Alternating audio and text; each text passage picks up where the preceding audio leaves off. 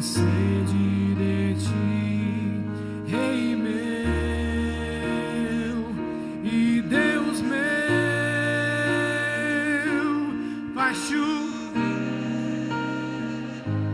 Senhor Jesus, derrama a chuva nesse lugar, vem com teu rio, Senhor Jesus, inundar meu coração.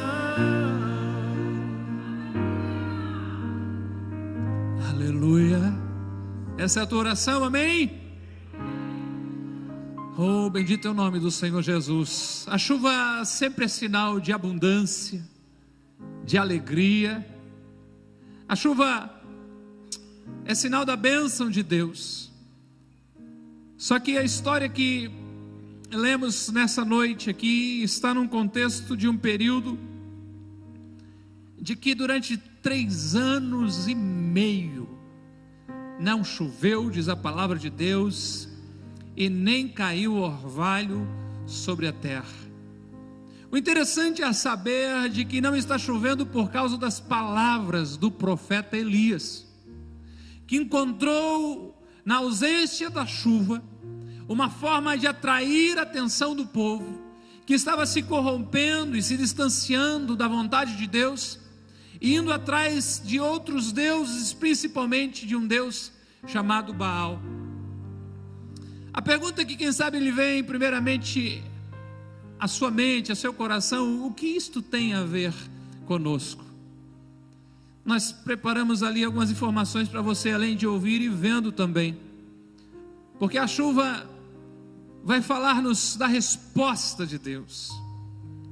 A chuva, quando a Bíblia vai citar, vai falar das bênçãos de Deus, da presença de Deus. A chuva anuncia um tempo de flores, de frutos.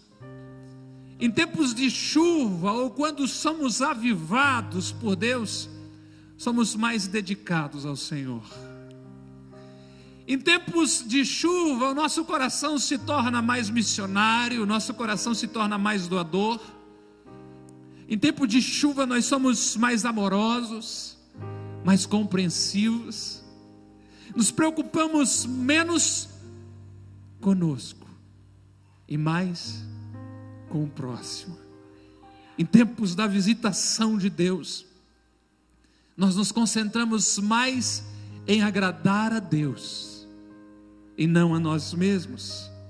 O nosso objetivo é viver em santidade e não em satisfazer a nossa carne.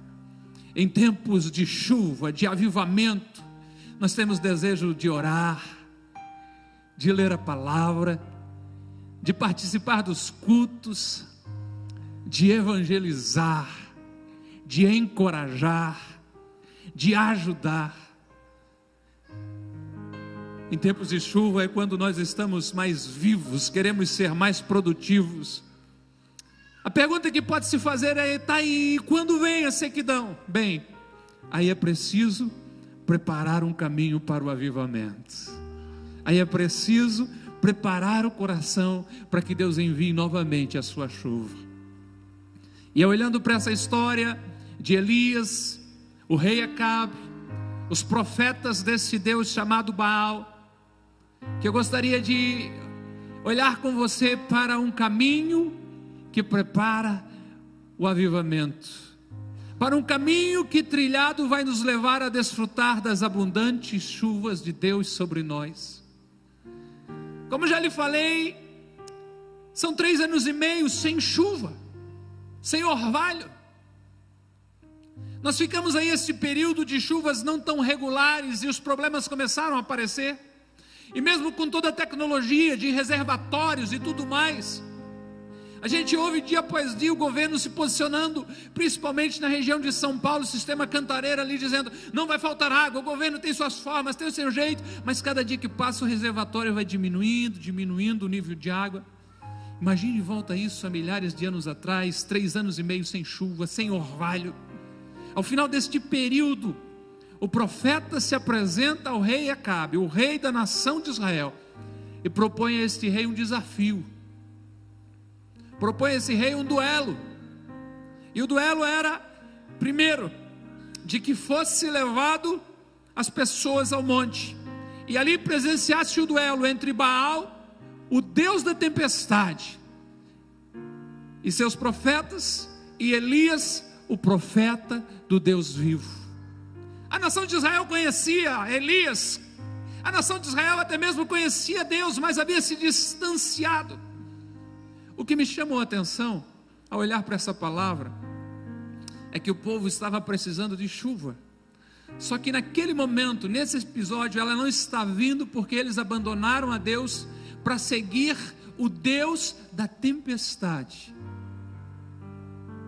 E quando isso me saltou aos olhos, me veio ao coração de que muitas vezes pessoas largam a Deus para buscar o dinheiro, a fama, a posição, mas quando isso acontece, às vezes se tornam servos deles e continuam ainda em crise.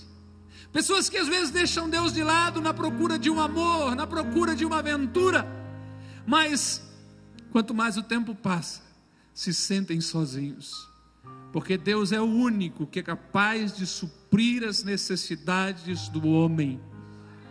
Deus é o único capaz de atender e preencher o vazio que o ser humano tem dentro do seu coração.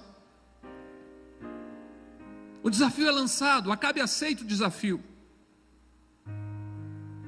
450 profetas do deus Baal, 400 profetas de uma deusa chamada Azera, contra o Elias. Cada um ganha um novilho, um bezerro, sobem junto com todo o povo para cima de um monte chamado Carmelo, e há um espetáculo religioso acontecendo ali. Só que a proposta era, o diferencial era o seguinte: nós podemos fazer tudo, cada um vai montar aqui o seu altar, daqui a pouco você vê umas fotos ali, só que o Deus que responder com fogo, incendiar a lenha e queimar esse sacrifício, esse é Deus vivo. Além de ser o Deus da tempestade, Baal também tinha na sua imagem como um Deus que segurava um raio. Então um raio bem aplicado sobre umas pedras vai dar certo o negócio. E foi aceito o desafio, e foi caprichado isso ali, e começaram a se preparar. O primeiro momento, a primeira entrada de Elias lá em cima do monte, é um desafio muito forte. Ele olha para o povo de Israel e diz assim: ei, saiam de cima do muro. Você que está com a sua Bíblia aberta, nós não lemos, mas é no verso 21. Elias se chegou a todo o povo e disse: até quando cocheareis entre dois pensamentos? Cochear é aquela pessoa que não tem firmeza em uma perna. Então cochear aqui é vacilar. Será que nós queremos Deus? Será que nós queremos Baal? E daí Elias vai mais fundo e diz: se o Senhor é Deus, sigam Ele. Agora, se Baal é Deus, sigam Ele. E o que acontece com o povo é que o povo nada lhe respondeu. O povo estava indeciso. O que as pessoas não sabem é de que na vida e na sua jornada não existe a coluna do meio. Na minha infância eu me lembro de que todo final de domingo, não sei se era dentro do Fantástico, tinha, acho que era a loteria esportiva, alguma coisa desse jeito, né? E daí, pá, deu coluna do meio, o jogo quando era empate, né? Na vida não tem coluna do meio. Quem não se decidiu, na verdade, decidido já está. Quem está sobre o muro, pertence ao outro lado, porque o muro é do adversário. O povo não responde, o povo se cala diante da proposta, diante do desafio de Elias. Elias deu preferência aos profetas de Baal, disseram: vocês são imundos, começam vocês então, né? E os profetas de Baal começam a fazer tudo, mas o seu Deus não responde o pedido deles. Eles tomam novilho, eles preparam o altar, eles colocam a lenha, mas a Bíblia vai dizer no verso 26 que de manhã até o meio-dia eles clamaram e não se havia nenhuma voz que respondesse. Eles fizeram traquejo, dançaram lá, manquejaram, diz a Bíblia, mas nada que eles fizessem parece tinha jeito, havia solução. O que a gente precisa entender é que, na outra tela, Quando não se clama ao Deus vivo, nem mesmo sacrifícios são suficientes para atrair uma resposta. Quando não se busca o Deus vivo, nem mesmo sacrifícios são suficientes para atrair uma resposta. Aqueles profetas se cortavam com lanças. Aqueles profetas começaram a derramar o seu próprio sangue com facas e lancetas. Porém, a situação continua mesmo, não há resposta, não há voz alguma, não há atenção alguma. Elias zombou deles, Elias brincou com eles, quem sabe está viajando, quem sabe está atendendo outra pessoa, quem sabe está dormindo.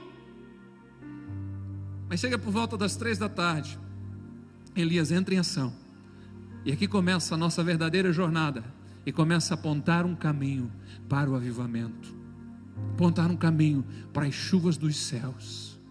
E o primeiro ato de Elias aproxima o povo da voz de Deus. Elias diz para todo o povo, dizendo: cheguem-se a mim, e o povo chegou a ele.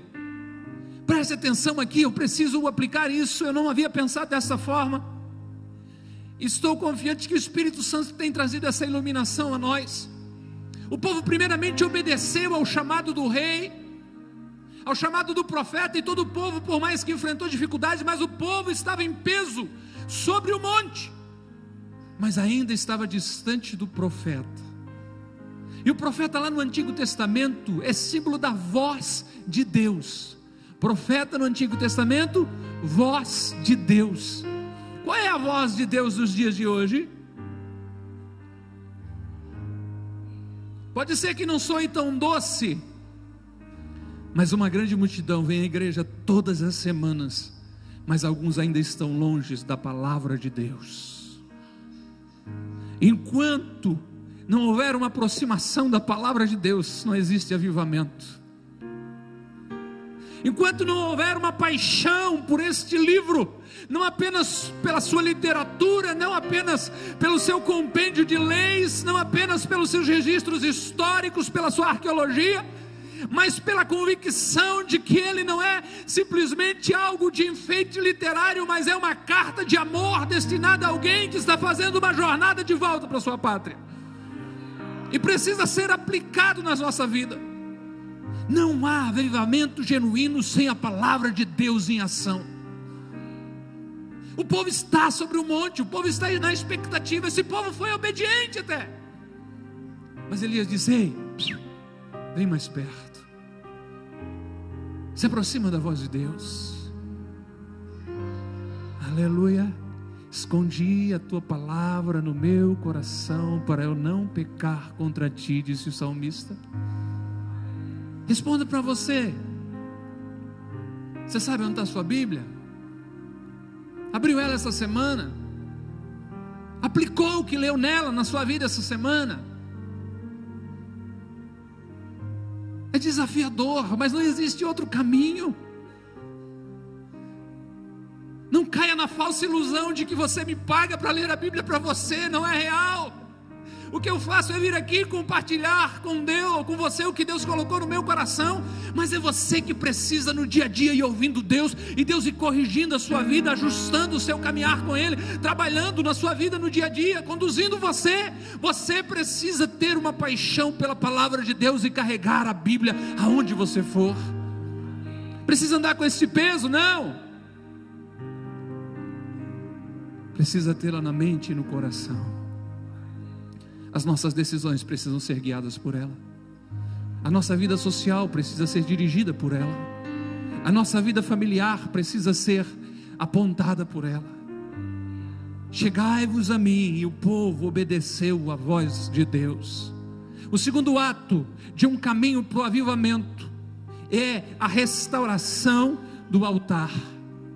Elias restaurou o altar de Deus que estava em ruínas. É possível que muitos de nós, por ser uma igreja nova, não conhecemos, mas tirando o altar que Deus mandou Moisés construir, todos os homens de Deus do Antigo Testamento ajuntavam pedras E a Bíblia vai dizer, se não me falha a memória, em Levítico, não deveriam ser pedras cortadas, deveriam ser pedras brutas. Empilhavam pedras e ali faziam um altar, e ali faziam, se lhe ajuda a compreensão, uma churrasqueira para queimar um animal ali em cima, e Deus se agradava daquele cheiro, Deus se agradava daquela oferta.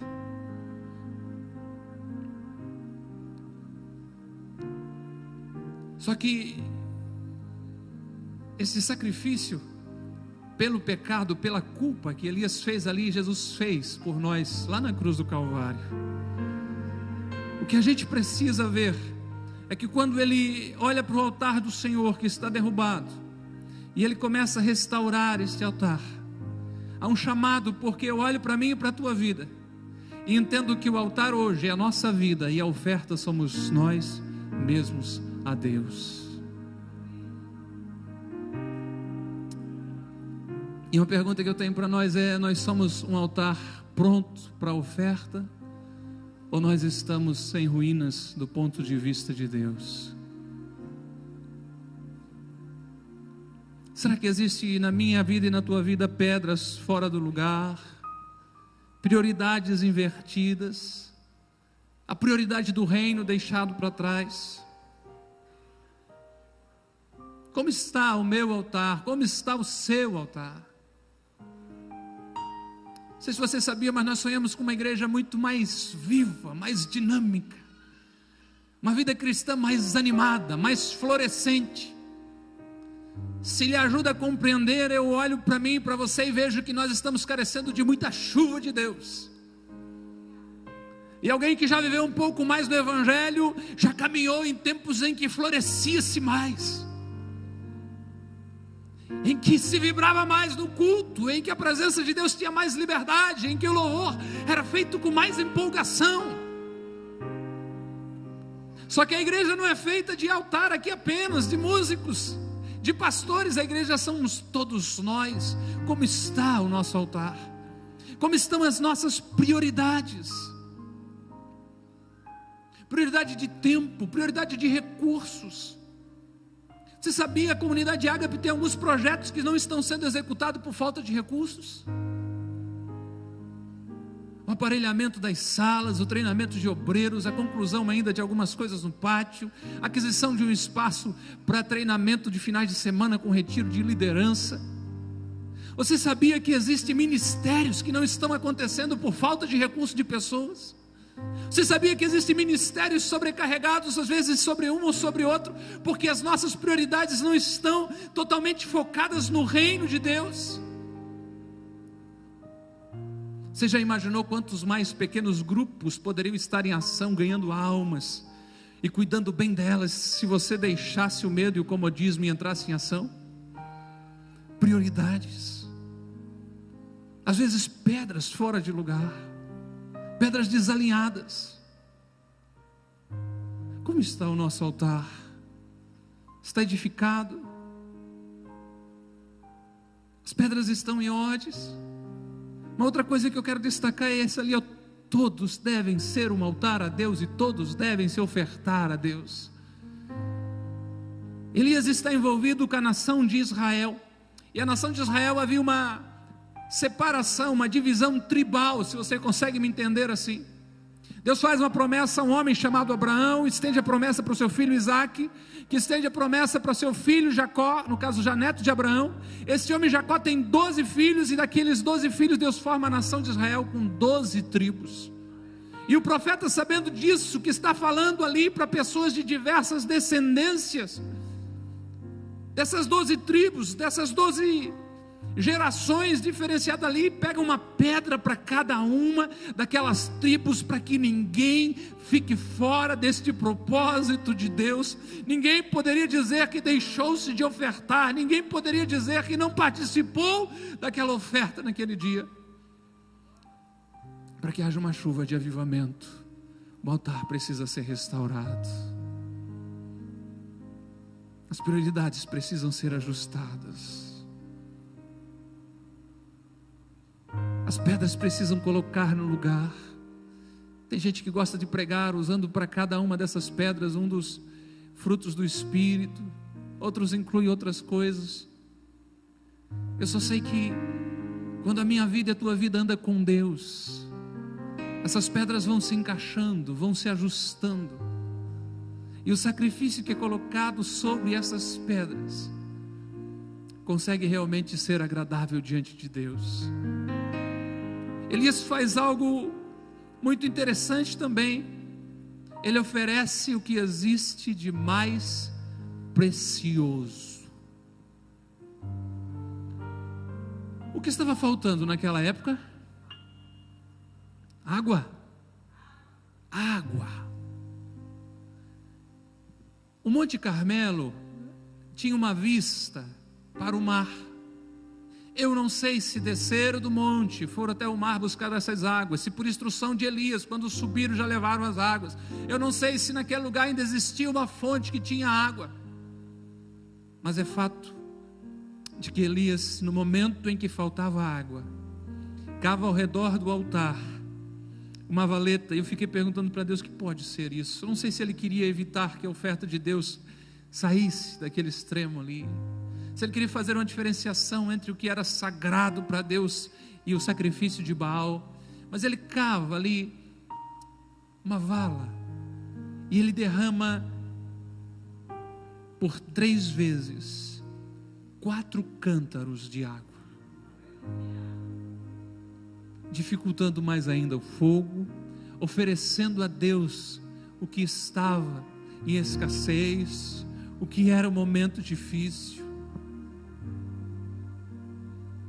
Você pode não ficar muito felizinho hoje comigo, não, mas eu continuo te amando do mesmo jeito. Eu sei que no fundo você me ama muito, mas nós queremos o melhor de Deus e lhe devolvemos às vezes o mínimo ou o pior. E não é de recursos, não. Às vezes é de tempo, de devoção, de sinceridade, de vida com Deus. Nós queremos o melhor. Nós cantamos: Deus tem o melhor para mim. Mas será que não caberia uma pergunta, já que foi adorado e nós cantamos tão empolgado isso? Será que eu tenho o meu melhor para Deus? Aleluia. Nós queremos que Deus esteja conosco, que nos proteja, que nos livre. Mas nós queremos estar livres para dar a Deus só quando não estamos cansados, quando sobra tempo, recursos, quando não temos algo mais interessante para fazer.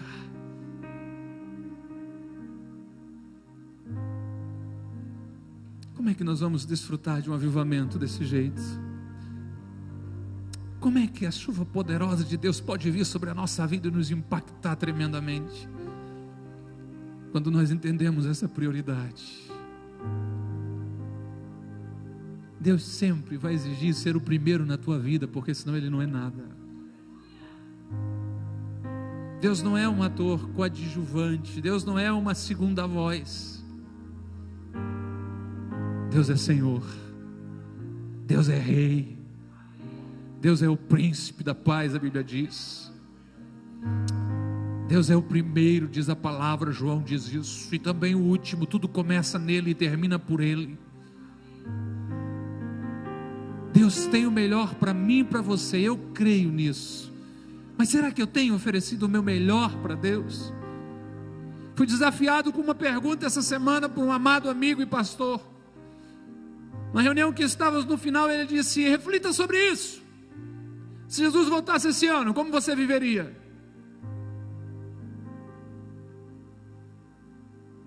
E a resposta, quem sabe mais do que tudo, era: então por que você não viva? Porque você não sabe quando Ele há de voltar, principalmente para você.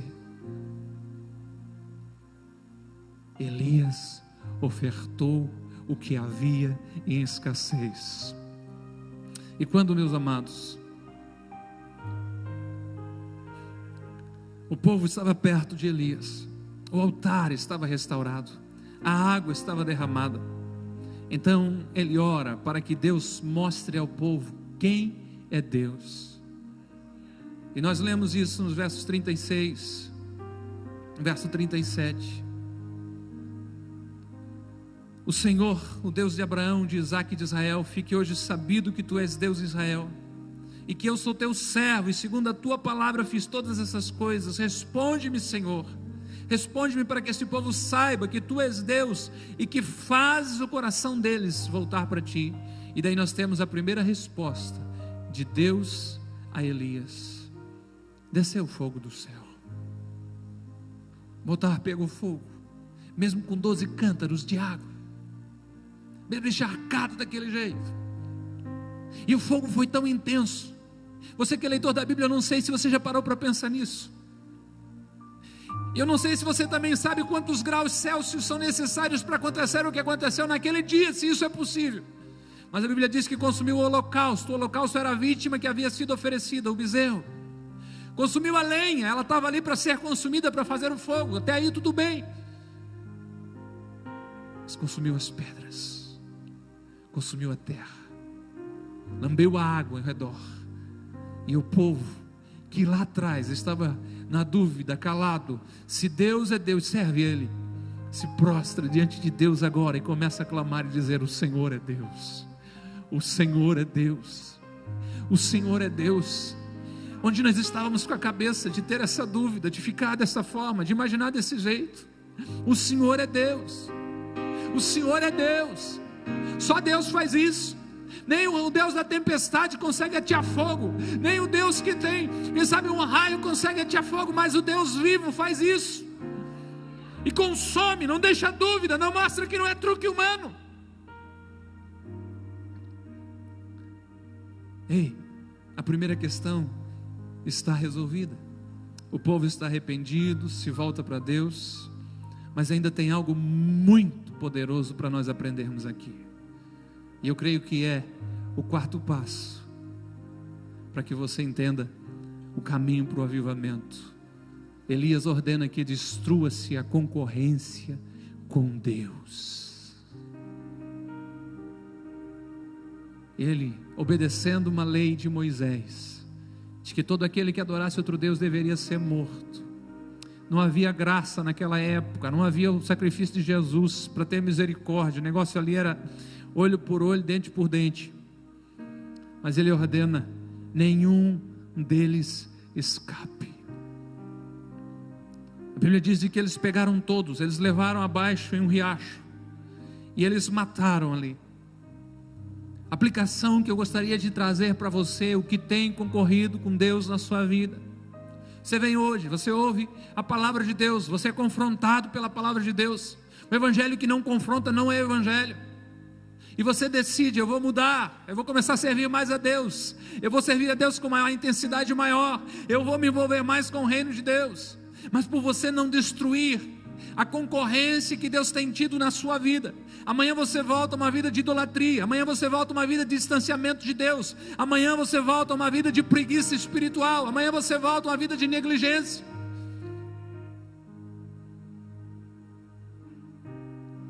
O desafio que eu tenho enquanto orava por mim e por você é de que é tempo de tirar da nossa vida tudo aquilo que tem nos roubado de Deus.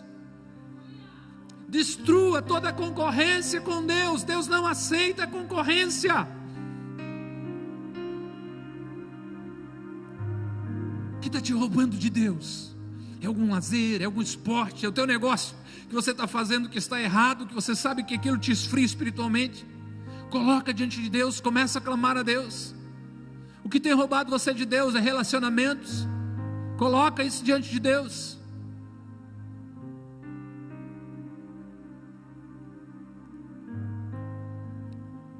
A festa está maravilhosa lá em cima do monte.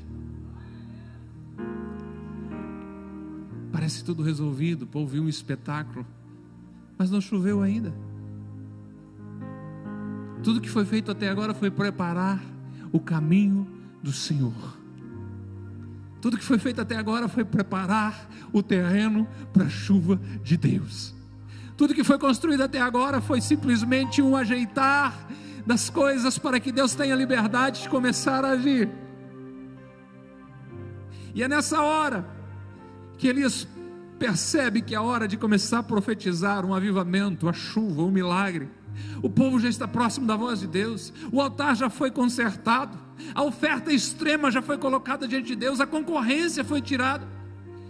Então Elias libera uma palavra ao rei Acabe, dizendo: sobe e come, porque já se ouve ruído de abundante chuva.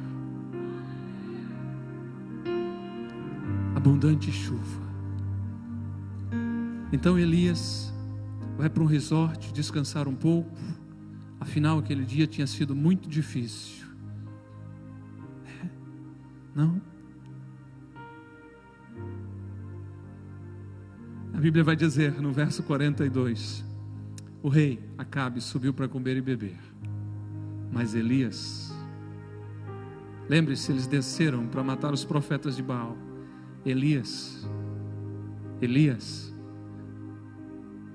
subiu ao Monte Carmelo e, encurvado por terra, com o joelho entre os rostos, com o rosto entre o joelho, começa a clamar a Deus e buscar ao Senhor.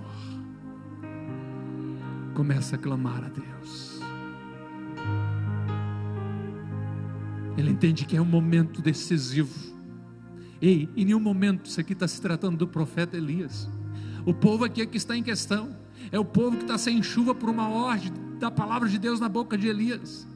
A questão aqui não é Elias que precisava construir o altar dele, que precisava provar alguma coisa para alguém. O povo sabia quem era Elias. Quando o rei vê Elias assim: tu estás perturbando Israel. E ele disse: não sou eu, é tu e a tua família, que os pecados de vocês têm afastado o povo de Deus. A questão aqui é o povo entender isso. E quando o povo entende,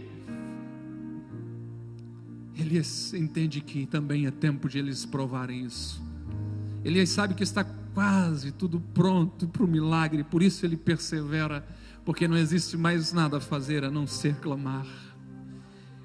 Ele diz para o seu moço: vai lá, olha para o mar, é do mar que Deus manda chuva.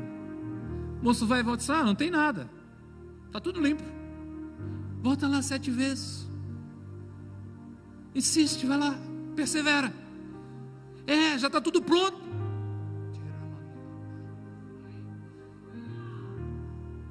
O povo já se voltou para Deus, é momento. O que estava na esfera humana de ser feito já foi, agora é só Deus liberar realmente a chuva. Volta lá 7 vezes. Que pensa ter um servo que obedece, porque não há nenhum registro na Bíblia aqui de que esse moço questionou. Mas ele vai lá, ele volta às vezes necessária lá. Ei, deixa eu te dizer algo aqui. Não dá para parar de buscar a Deus quando só há ruídos. É preciso clamar até que o céu se mova. Ele diz para o rei de que há ruído de uma abundante chuva, mas ele continua, começa a clamar a Deus, e ele só se move quando o moço diz: os céus estão se movendo. Começou a se criar nuvens, por menor que seja, mas já há um movimento no céu, para que Deus derrama a sua nuvem, ou derrama a sua chuva, o seu poder, as suas bênçãos. E daí ele diz: agora sim, diz para o rei que se ele não quer pegar chuva, para ele ligar o cavalo dele lá, a carroça que ele tem, e começar a correr, porque agora não é mais barulho de chuva, ele precisa se apressar para que a chuva não o alcance. 3 anos e meio sem chover, 3 anos e meio vendo, quem sabe, eu já assisti uma reportagem sobre o Nordeste anos atrás, e aquilo me cortou o coração, vendo um animal morrer de sede, vendo a sequidão chegar, vendo os bens se indo. Mas agora sim, a promessa de Deus. Eu entendo que Deus quer para mim e para você. Deus quer que eu e você nos aproximamos da sua palavra. Deus quer que nós restauramos o altar. Terceiro passo que nós vimos: Deus quer que a gente se lance inteiramente em Deus, com ofertas inteiras do nosso ser. E Deus quer que eu e você eliminamos toda a concorrência com Ele. Se eu creio em avivamento, se eu não ouço ainda o cheiro da chuva, ou o barulho da chuva, mas eu sinto o cheiro de uma chuva abundante. Parece difícil, a igreja se esfria cada dia mais, mas eu creio na renovação de vidas e no usar dos seus dons. Eu creio em Deus usar vidas de uma forma tão poderosa que às vezes num abraço sarar feridas incríveis no coração de pessoas. Eu creio em vidas que se derramem diante de Deus em lágrimas de intercessão, que começam a mudar a história de famílias, de cidades, de nações. Eu creio num avivamento tão profundo, de que tenhamos jovens que digam: eu abro mão de uma carreira que eu sonhei, para me fazer uma oferta extrema diante de Deus, e seja para estar em algum bairro da cidade, ou seja para estar em qualquer rincão deste mundo, em qualquer canto dessa terra, eu estou à disposição de Deus. Eu creio num avivamento, quando buscar a face de Deus seja mais importante que comer, quando ter o privilégio de separar um tempo para estar a sós com Deus seja mais urgente às vezes do que conseguir conquistar algo mais, ganhar algo mais. Eu creio no avivamento que vem, e quando vem, vai gerando impacto não só na igreja, mas nos vizinhos, nas redondezas, e os milagres começam a acontecer. Eu creio num tempo em que as pessoas vão de passar pela rua ali e sentir o impacto da glória de Deus sobre a tua vida e sobre a minha vida nesse lugar. Eu creio num tempo em que haverá transformação por completo de pessoas que vêm até essa igreja presas ao vício, às drogas, ao álcool, à prostituição, e não é preciso caminhos, não é preciso tratamentos longos, mas a tua mão colocada sobre a vida dele e declaração dizendo: conheça a verdade e seja liberto pelo poder de Deus, é o suficiente para transformar a vida.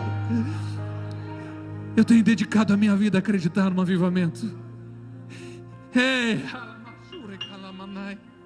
Eu não sei se você já sabia, para alguns eu já contei isso algumas vezes, mas o meu chamado se dá um entendimento realmente numa época de que estava avançado para aquele tempo em que eu sonhava, em que tudo parecia tão diferente, tão distinto, mas Deus dizia em mim, para mim, um sonho dizendo: eu tenho me provido de ti para esta hora final. É a hora final, então Deus tem se provido de mim, quer se prover de ti. Deus conta contigo, Deus conta contigo. Qual é a oferta extrema que Deus tem te pedido? Qual é a ruptura que Deus tem solicitado que você faça?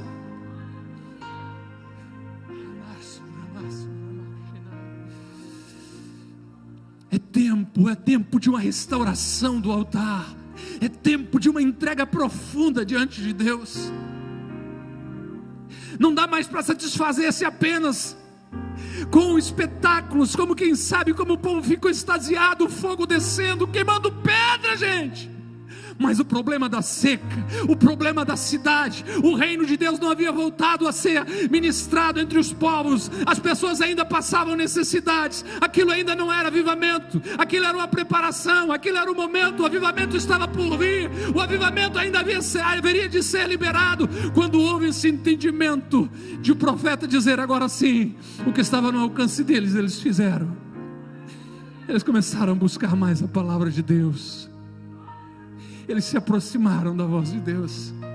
Altares restaurados. Altar restaurado fala de vidas na presença de Deus, de relacionamentos que estavam rompidos sendo consertados, de situações que estavam erradas sendo endireitadas, situações que estavam totalmente precisado estar escondido nas trevas, poder começar a vir para a luz, porque Deus está colocando a mão dele e ajeitando o altar, as pedras estão se encaixando. Ai, glória a Deus, a glória de Deus está ajeitando as coisas, o novo tempo de Deus vem chegando para aquelas vidas, a oferta extrema está sendo colocada diante de Deus, as vidas estão se entregando para Deus de uma forma total.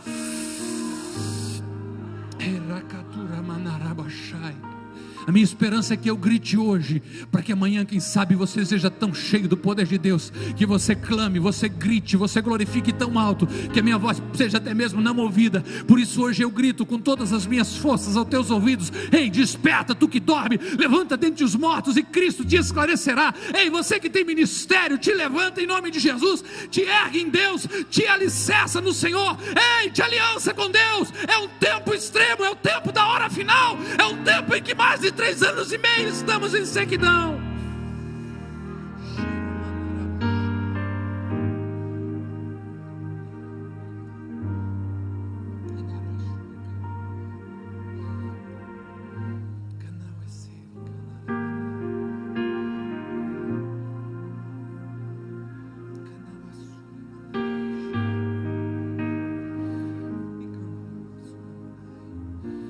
é a sua atitude prática ao sair depois de ouvir esse sermão? Pastor, eu estava estressado, né? Gritou. Hoje ele não foi tão bem, eu acho. É olhar para dentro de você e dizer: Deus,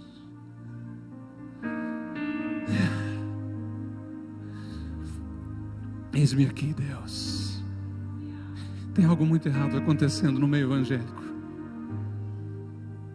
Todos os apelos, todos os convites, toda forma da igreja querer atrair as pessoas venha viver o bom, o melhor, o extraordinário.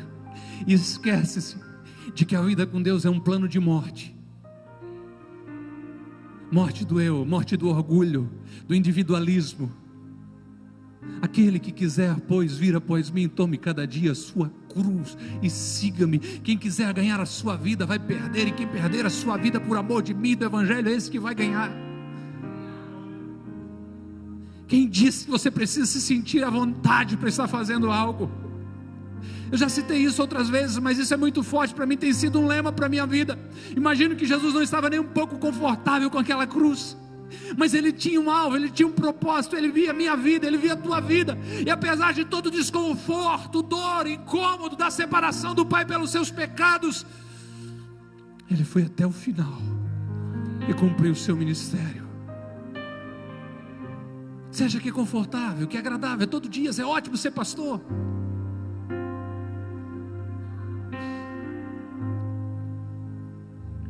Eu decidi e não posso olhar para trás.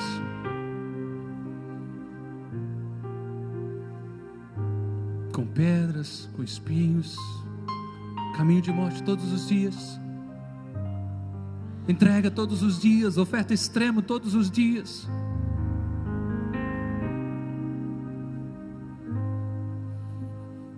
Esteja em pé por bondade, em nome de Jesus.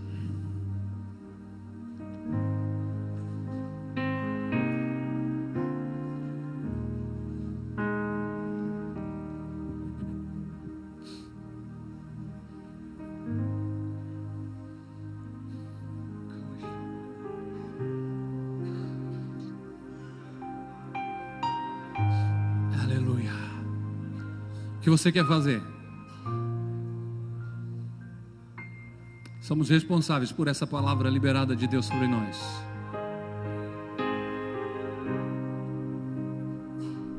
Quer ver se lançar o altar de Deus? Quer dobrar o joelho aí? O que você quer fazer? Qual a sua resposta?